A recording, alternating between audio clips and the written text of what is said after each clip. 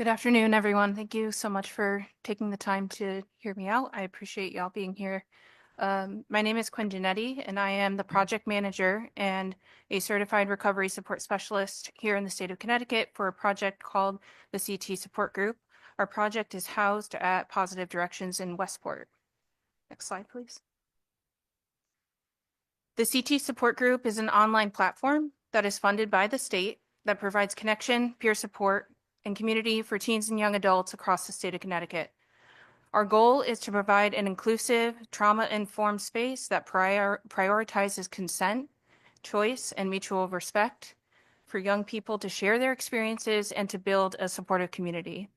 To date, our website has reached over 385,000 users who are looking for resources and support.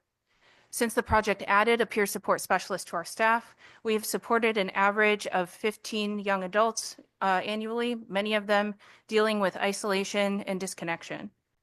This is with one staff member providing peer support as one part of their job, with the other part of their job being managing the project as a whole. We launched a Discord server last month, and we have already gained over 40 teen and young adult members looking for peer support. Next slide, please. Our focus is on connection, peer support, and community. So I want to use this as a through line as I continue to speak to you about what we do. Connection happens through our website and our Discord server. Discord is an online platform that is popular among young people that allows users to connect via text, via voice chat, or via video. Our server has multiple channels spanning a variety of topics that folks can jump into at any time. Those topics include humor, creative expressions, spot for resources sharing, and of course, direct peer support. Our website hosts blog posts from young people sharing their experiences with mental health and wellness, their personal stories. We have a service map locator and other resources by topic. We offer free, voluntary, direct peer support with no referral needed to any teen or young adult throughout Connecticut through our Discord server 4 nights a week.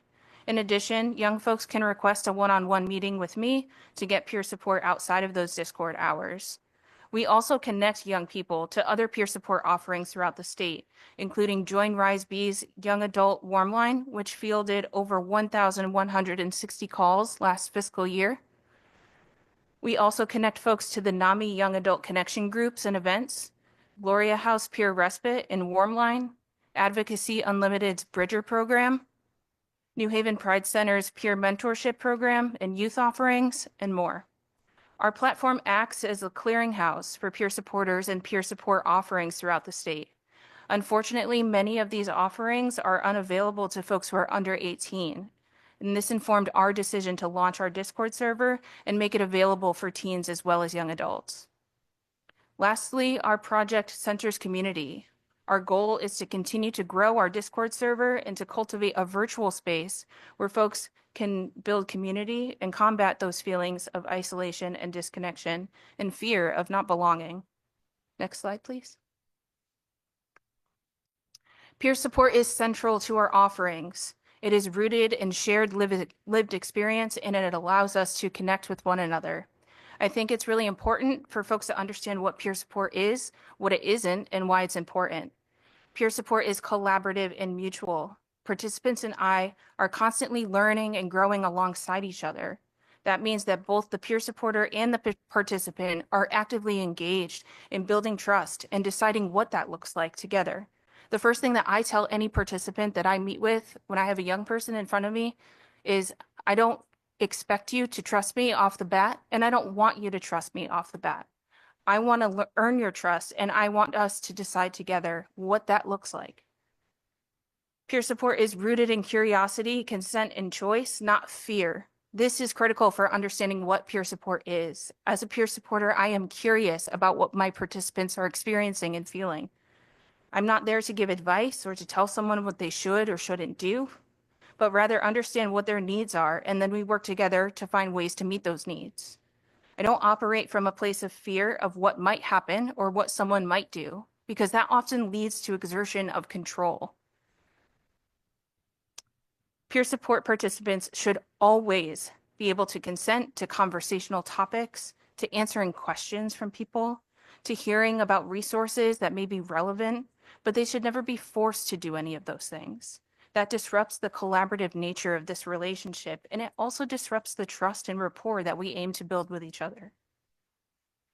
Peer support is non-hierarchical. Non-hierarchical peer support relationships are not devoid of power imbalances, but rather they center the relationship as a space where both people can learn and grow together, and not a relationship in which one person is an expert or knows more, or is more healed or recovered or more worthy than the other. We understand that we are all the experts of our own experiences, and we treat each other as such. Inviting curiosity into peer support relationships and conversations allows us to get information about how we each view the world and how we came to know what we know about the world and the ways that we operate in it. Curiosity invites those conversations to learn about each other and to share those experiences and to find those points of connection. We can learn what feels generative and connecting. We can learn what leads to disconnect. And so we can operate in our relationship and try to avoid those things and work through them together as they arise. Participants define their own goals, and peer supporters are here to walk with folks on their journey towards achieving those goals. Next slide, please. This is what peer support is not. Peer support does not start with the assumption of a problem, nor do we assume that someone needs to be fixed, to be treated, or to be cured. We start with the understanding that everyone could use support at some point in their lives. Peer support is not having a paid friend. This myth really diminishes the value of the role, and it discounts the amount of training and practice and reflection that folks undergo as they prepare for and step into these roles. In Connecticut, recovery support specialists complete 80 hours of core training, pass an exam, and complete additional training and continuing education every year that they maintain their certification. So once they are certified, they are expected to complete 60 hours of continued training every 3 years. Peer support is not about taking care of someone. In peer support, we do not take responsibility for or over anyone. That robs them of their autonomy and challenges the mutuality of the relationship. It can also threaten the foundation of trust. Next slide, please. Peer support is important for so many reasons. It is a source of validation and understanding from someone who gets it. Having that shared lived experience is so important, especially for young people who are dealing with isolation and disconnection, and also who are looking for grown-up versions of themselves, living full and connected lives out in the world. I know as someone who grew up as a queer and trans person, I was constantly looking for grown-up versions of myself who were happy and connected and had support. That's part of what drew me to this work. Peer support improves mental health and recovery outcomes for participants. SAMHSA has a plethora of literature in support of the effectiveness of peer support. Peer support provides participants with relevant and timely resources. This is important because it's a direct reflection of the continuing education that we receive. This education and our connections to other peer supporters throughout the state keeps us informed about resources that may be useful or helpful for the people that we are supporting. And lastly, peer support is offered by folks who are trained and certified here in the state of Connecticut. This education is integral to our ability to offer peer support in authentic ways. Next slide, please. My next slide is, I'm going to read this. This is a testimonial from a young person that I've been supporting for the past 2.5 years or so. So it reads, "My name is Ari, and I'm a freshman in college. I have been meeting with Quinn as a participant for the past 2.5 years since I was 17. Throughout this time, Quinn has been there to talk with me about whatever has been going on in my life, and they have supported me through the ups and downs I've experienced. Overall, having Quinn as a mentor and a supporter has been an awesome experience, as they have been there to talk with me and have offered insight and guidance when I needed it. I think every teenager and young adult should have access to someone like that." Next slide, please. There are some barriers, I think, in the world of peer support, and I am not going to present barriers without offering possible solutions because it's not the kind of person that I am. So currently, there's a lack of peer support availability to young people in Connecticut, especially those who are not engaged in a state-run or a state-funded program, right? As far as I know, I'm the only peer supporter in the state that young people can come to without having to go through a referral process, without having to be affiliated with any particular program, without having to be a DCF client or a Demas Young Adult Services client. I am available to meet with any young adult in the state, and we need more of that. So I would love to see the expansion of peer support availability to individuals who are under 18 years old. There's currently a lack of awareness of peer support offerings statewide. I think I'm constantly learning about like new offerings and ways to get people plugged in and connected to different things happening through the state. But I think one way that we can combat some of this is to engage the State Department of Education and ask the school systems to share digital versions of peer support flyers so that schools and children and families and students all know what their options are and what the offerings are throughout the state. There's currently no insurance reimbursement for peer support services in the state, and I know that this has been brought up again. There's actually a hearing tomorrow on the Human Services Committee to talk about this very thing.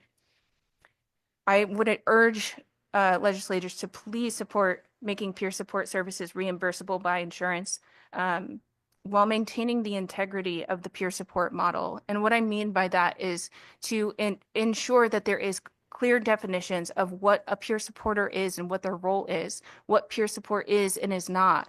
Ensure that there is an understanding and also like very clear guidance on what that role looks like throughout the state. I think these are steps that we need to take as we're moving towards considering insurance reimbursement. Next slide, please. There's currently little funding for peer support organizations and for projects. I would love to see additional allocation of fundings for peer support projects like the CT Support Group, like Join Rise B's Young Adult Warm Line, like NAMI Connecticut's offerings for young people, Smart Recovery, et cetera. These are all examples of peer support that's available. And also, I think if we can make it more expansive and more available, it would improve outcomes for so many people. There are currently few employment opportunities for peer support specialists here in Connecticut. I would love to see an increase in the number of peer support specialist roles in state-run and state-funded programs. I think it would be incredible to be able to integrate more of these people who have very valuable lived experience to share with the young people that they're supporting. And there's currently no existing peer support supervision pathway here in Connecticut, leaving peer support specialists to be supervised by clinicians who often fundamentally misunderstand what the role is. I've seen in certain state-run programs where they will hire recovery support specialists and have them report to clinicians who really don't know what to do with them. They're like, I'm not really sure how I'm supposed to integrate you. I'm not really sure, like, you're not clinical, so we're not going to use you on the clinical team. And sometimes these individuals get relegated to things like offering transportation as opposed to being able to do what they were hired to do, which is offer peer support and connect with other people. I would love to see the state develop and implement a supervision model for peer support specialist roles so that we can have people who are new to these roles or stepping into these roles report to someone who has a strong understanding of what that is and what that looks like, and it can also act as a go-between and a liaison between clinical teams and the peer support specialists who are in those programs. Next slide, please. This is how people find out about us. This is how people find us. Most young people find us through our social media. That's just where they are, and that's where it's easy to find us. We have an Instagram page.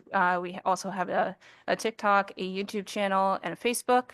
And then folks also find us through our website sometimes. If we get the search engine optimization just right, we'll pop up.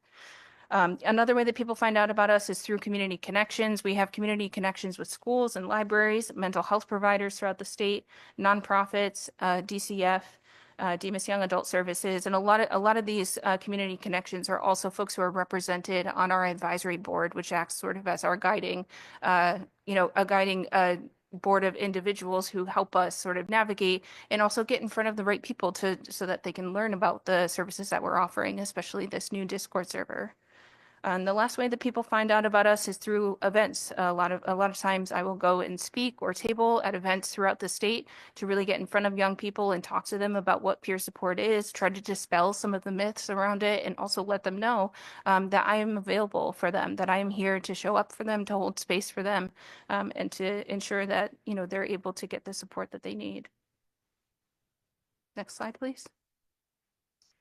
On this last slide, I've included a handful of resources about, peer support outcomes, cost effectiveness, which I know can be important, how states can implement peer support into the behavioral health continuum. I've also included some information about Medicaid reimbursement from the Office of Legislative Research, and then some overviews of studies of digital peer support and the efficacy and how it's showing promise as a viable way to offer peer support. I thank you all for your time. Thank you.